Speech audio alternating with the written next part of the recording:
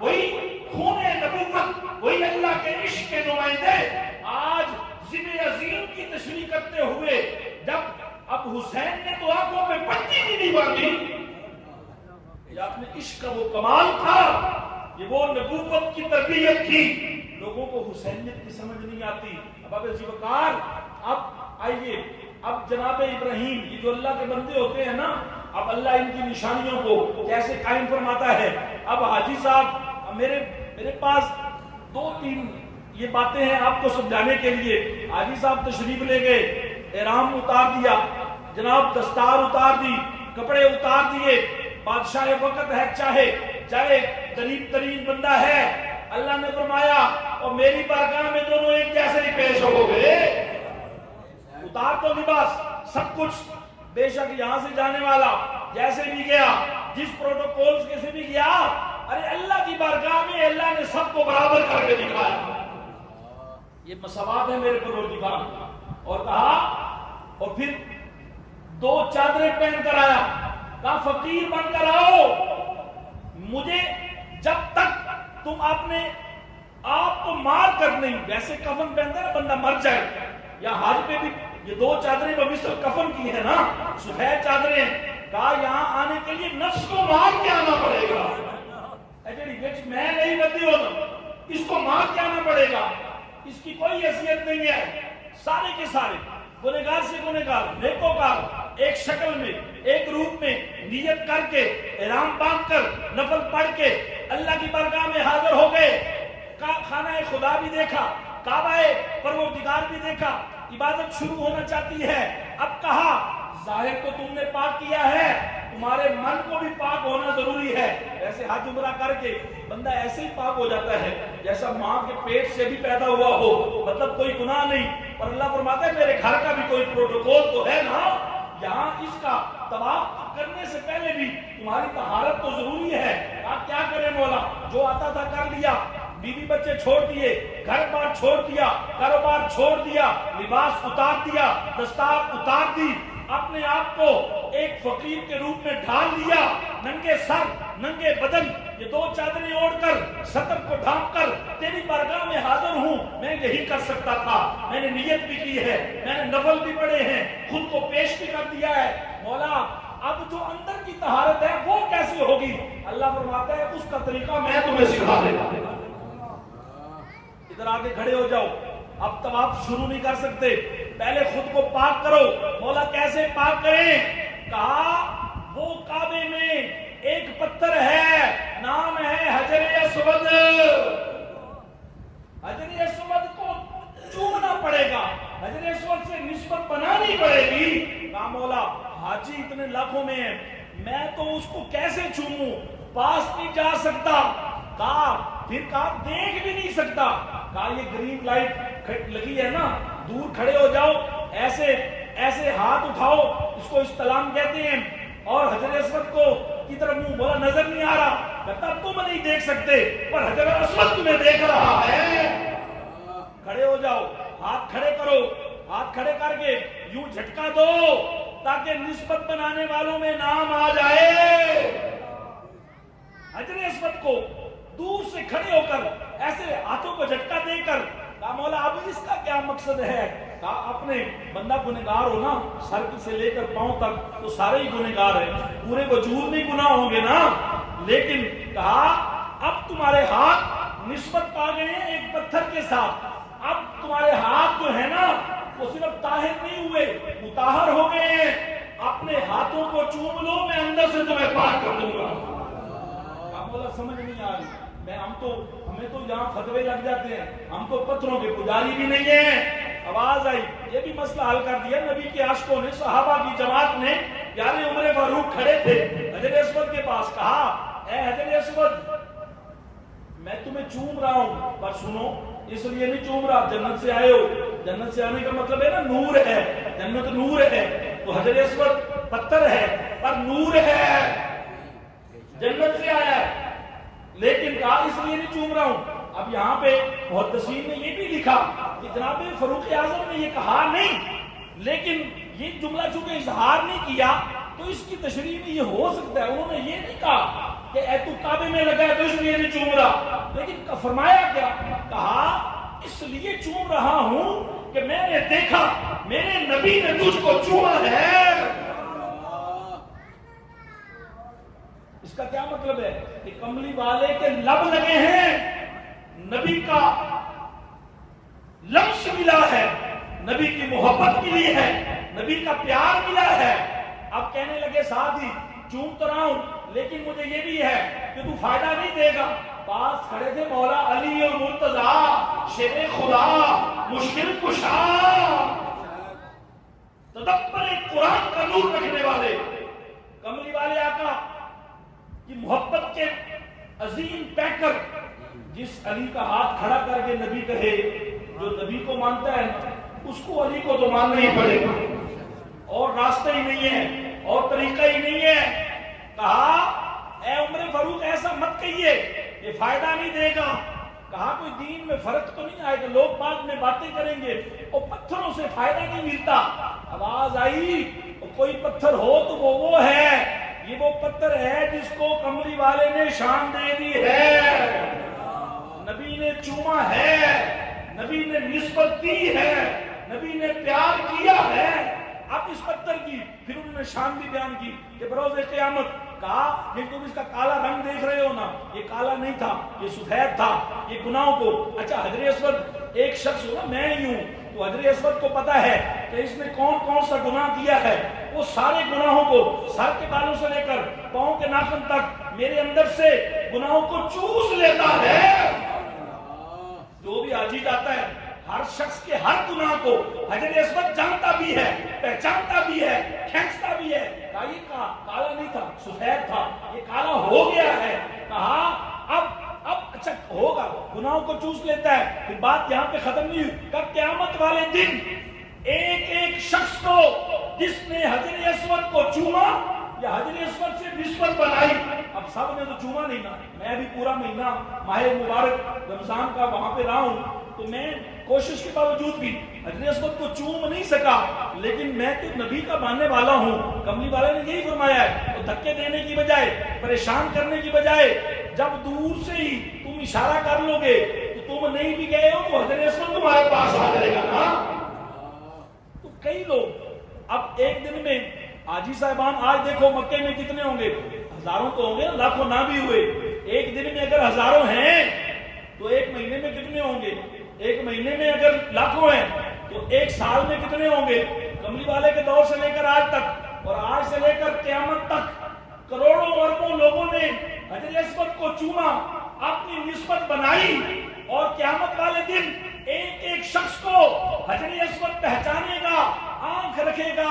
ارے مجھے کہنے دو، اگر حجر اسود یہ طاقت رکھتا ہے نبی کے ایک بار چومنے کی وجہ سے کہ وہ پہچانتا بھی ہے کہ اس حاجی صاحب نے چوما ہے، اس حاجی صاحب نے، وہ بنگال سے آنے والا، وہ پاکستان سے آنے والا، وہ افریقہ سے آنے والا، ارے فلاں کا بیٹا، اگر لاکھوں کروڑوں اربوں کو حجر اسود پہچان سکتا ہے اور قیامت والے دن شفاعت کر سکتا ہے، ارے مجھے بتاؤ جس نبی کے چومنے سے حجر اسود کی یہ شان ہے، جب تو اور میں اس نبی کا درود پڑھو گے، اس نبی کا نام چومو گے، تو پھر نبی کو پتہ نہیں چلے گا۔ نعرہ تکبیر، نعرہ رسالت، نعرہ حیدری، نعرہ تحقیق، نعرہ سلطانیہ۔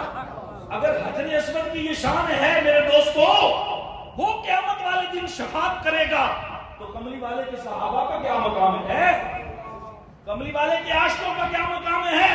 مجھے کہنے دو، اگر حجر اسود کے ایک بار نبی کے چومنے کی وجہ سے وہ شفاعت کر سکتا ہے، ارے جس حسین کے جسم کے بال بال کو میرے نبی نے چوما ہے، اس حسین کی عظمت کیسی ہوگی؟ جس صدیق اکبر کی گود میں میرے نبی نے ساتھ رکھ کر وقت گزارا ہے، اس صدیق اکبر کی شفاعت کیسی ہوگی؟ اس عمر فاروق کا مقام کیا ہوگا؟ اس عثمان غنی کی شان کیا ہوگی؟ کملی والے کے صحابہ کا مقام کیا ہوگا؟ اور نبی کے نام پر کٹ مرنے والے عاشق، میرے داتا، میرے خواجہ، میرے باہو، میرے غوث، نبی کے حوالے اپنے آپ کو کرنے والے، نبی کے عشق پہ پہرا دینے والے ان عاشقوں کا مقام کیا ہوگا؟ اگر نبی ایک پتھر کو اتنی شان دے اور تو اس کو چومے بھی صحیح، اس کو مانے بھی صحیح، تو تیرا دین کیا ہے اگر تو نبی کے عاشقوں کو نہیں مان رہا؟ بابا جی بکار بات یہاں پہ ختم نہیں ہوتی. بات اب اللہ نے یہ ہمیں سمجھایا. اور من کی طہارت چاہتے ہو، ظاہری تو وضو بھی تم نے کر لیا تھا، تم نے احرام بھی باندھ لیا تھا، نیت بھی کر لی تھی، نفل بھی پڑھ لیے تھے، پر اندر کی طہارت کے لیے نسبت ضروری ہے. یہ ہے پیری مریدی، یہ ہے اللہ والوں کا مقام جو اللہ تمہیں حج میں جا کر بھی سکھا رہا ہے کہ من کی طہارت کے لیے بغیر نسبت کے تمہارا من پاک نہیں ہو سکتا، چاہے جو مرضی کر لو. اب لوگ اصل میں پیری مریدی کا معیار ہم نے بڑا ڈاؤن کر لیا ہے. یہ جو اللہ کے بندے ہوتے ہیں اب آگے بڑھے، حجر اسود چوم لیا، طواف کیا، ایک بار چوما، پھر چوما، پھر چوما، اللہ بار بار چوما رہا ہے تاکہ کوئی تمہیں شک نہ رہ جائے، تمہارا عقیدہ ٹھیک ہو جائے. بار بار چمایا. اس کے بعد اب آگے دیکھیں، جب طواف ہو گیا نا مکمل، اب زمزم شریف پینا ہے، صفا مروہ کی صحیح کرنی. اس سے پہلے کہ آپ 2 نفل پڑھ لو. کہا مولا وہ کہاں پڑھیں؟ کہا مقام ابراہیم پہ پڑھو. کہا راشی بڑا ہے وہاں بھی. مقام ابراہیم کیا ہے؟ بولا تیرا گھر ہے، یہاں تیرا نام ہوتا تو مقام ابراہیم کو کعبے میں رکھنے کا مقصد کیا ہے؟ یہاں تو ہمارے لوگ ہم سے کہتے ہیں اور کوئی خیال بھی آ گیا اور کوئی تصور بھی آ گیا اور نماز میں کسی کا خیال بھی آ گیا اور نماز فاسق ہو جائے گی. بولا کعبہ تیرا ہے، تیرے گھر میں مقام ابراہیم کا مقصد کیا ہے؟ مقام ابراہیم کہنے کی کیا ضرورت ہے؟ بولا تیرا گھر ہے. یہ کتنا اچھا لگتا ہے، اللہ کا گھر ہے. اللہ کہتا ہے میرے ساتھ ساتھ میرے بندوں کا بھی ذکر کرتے چلو. میرے بندوں کا ذکر میرے ذکر سے جڑا ہوا ہے. اور کعبے کے اندر حتیم کے ساتھ مقام ابراہیم ہے، وہ پتھر موجود ہے جہاں جناب ابراہیم کے قدم لگے تھے. اور آج حاجی صاحب کو یہ نیت بنانی پڑتی ہے، یہ سوچ بنانی پڑتی ہے. رش ہو بھی صحیح نا، دور نفل پڑھ لے، پر عقیدہ یہ کرنا پڑتا ہے میں جناب ابراہیم کے قدموں کے نشانوں پر نفل پڑھ رہا ہوں، اللہ کے نبی کے قدموں پر نفل پڑھ رہا ہوں. مولا اس سے ہمیں تو لوگ کبھی شرک کے فتوے لگاتے ہیں، کبھی بدعت کے فتوے لگاتے ہیں. کعبہ اصل میں خود گمراہ ہے، ورنہ میں نے تو کعبے میں بلا کر ساری بات سمجھا دی. لوگ کہتے تھے نا وہی دین مانو جو کعبے میں ہے، اور کعبے میں تو یہ سکھایا جا رہا ہے کہ نفل بھی پڑھو تو تصور یہ کرو جناب ابراہیم کے قدموں پہ سجدہ کرو.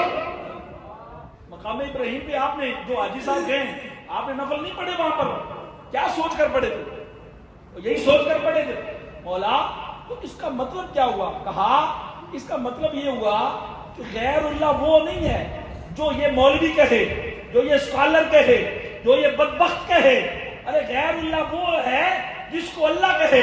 یہ غیر اللہ ہے، یہ میرا نہیں، تو شیطان کا پیروکار ہے، جو میری ہدایت کے نظام کے بندے ہیں، جو نبی ہیں، جو ولی ہیں، جن کو میں نے اپنا نور توحید دیا ہے، نور وحدت دیا ہے، جو میری بات کرتے ہیں، جو میرے کہنے پر لوگوں کو ہدایت سکھاتے ہیں. اللہ فرماتا ہے ان کا ذکر تو میرے ذکر کے ساتھ جڑا ہوا ہے.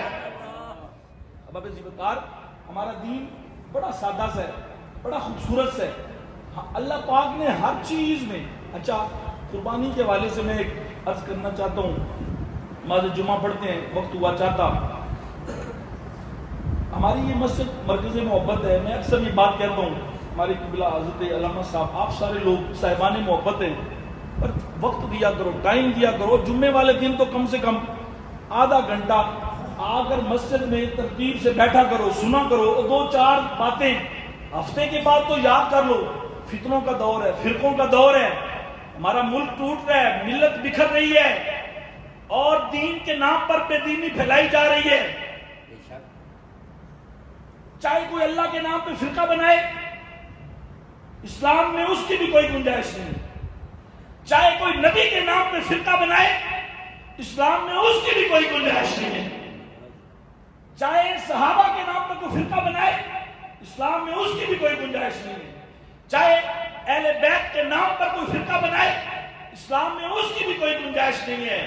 اسلام میں کملی والے کی ہر نسبت پہ پہرا دینا ضروری ہے۔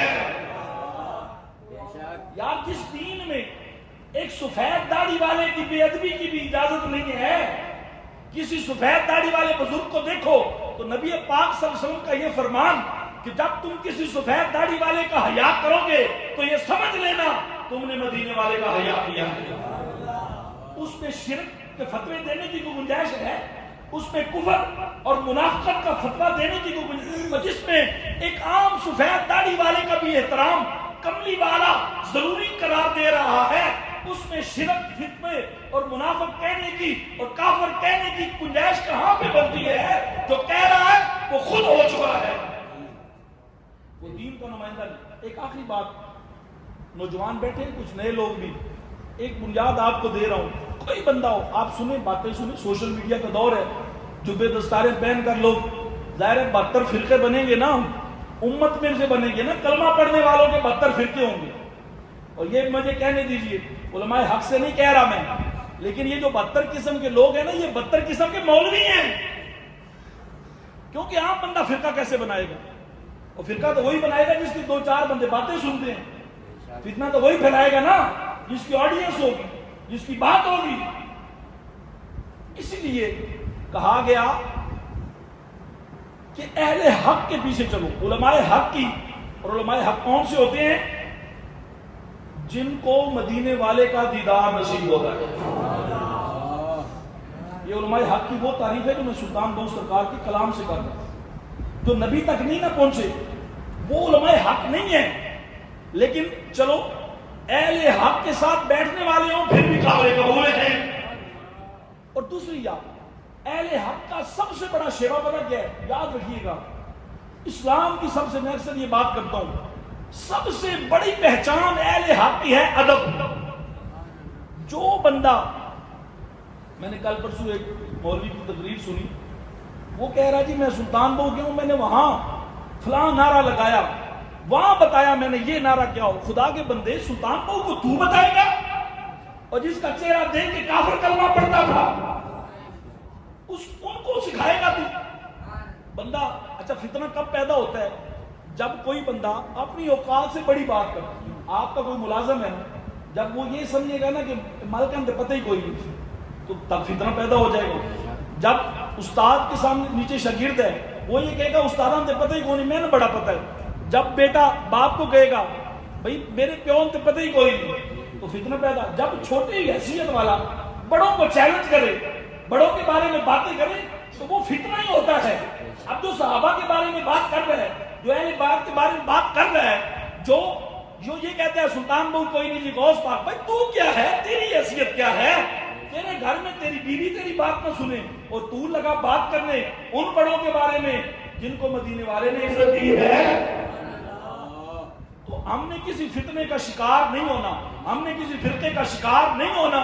اہل سنت و جماعت ہے، اور اس میں ابو بکر ہیں، پیارے عمر فاروق ہیں، پیارے عثمان غنی ہیں، مولا علی ہیں، حسنین کریمین ہیں، ازواج مطہرات ہیں، اور نبی کے عاشق ہیں، چشتی ہیں، نقشبندی ہیں، سہروردی ہیں، قادری ہیں، شاذلی ہیں، خلوندی ہیں، فریدی ہیں۔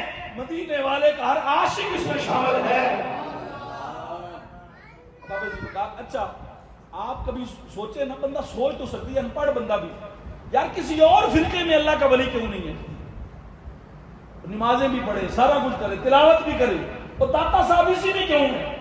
خواجہ صاحب اسی میں کیوں ہے؟ باہو اسی میں کیوں ہے؟ اس کا مطلب ہے کوئی بات تو ہے نا ان کے پاس یار، اور کچھ غلطی تو دوسروں سے ہو رہی ہے نا۔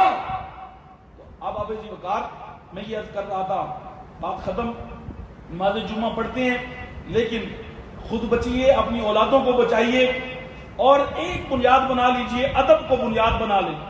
مولوی کی تقریر سنو، کسی بھی فرقے کا ہو، کوئی حرج نہیں ہے، لیکن جو بندہ بے ادبی سے صحابہ کا نام لے، جو بندہ بے ادبی سے اہل بیت کا نام لے، جو بندہ بے ادبی سے اللہ والوں کا ذکر کرے، وہ دین کا نمائندہ نہیں ہو سکتا۔ کچھ بھی ہوگا. سنو علم ہے نا بھائی, قرآن پڑھ لیا ہوگا, 72 فرقے اسی امت میں سے بنیں گے نا. ادب کو بنیاد بنا لو. کوئی بھی ادب ہے, کوئی بھی ادب ہے, چاہے وہ کسی بھی جماعت سے کہتا ہے میں ہوں, جو بھی بزرگوں کا نام بے ادبی سے لے وہ دین کا نمائندہ نہیں ہے. سیاستدان ہو سکتا ہے, سیاست میں سب کچھ ہی کرتے ہیں لوگ. بابا جی بکات یار زندہ صحبت باقی. انشاءاللہ آپ کو پتہ ہے کہ آپ کے شہر میں ہمارا یہ مرکز تیار ہو چکا ہے. ہم بھی اس کے لیے کچھ اپوائنٹمنٹس کر بھی دیے ہیں. ہم سلسلہ جو تعلیم و تدریس کا اصل مقصد یہ ہے ہمارا, یہ مقصد نہیں ہے, مدارس ماشاءاللہ پہلے بھی ہیں اور بھی چل رہے ہوں گے, ہر جگہ پر ہیں.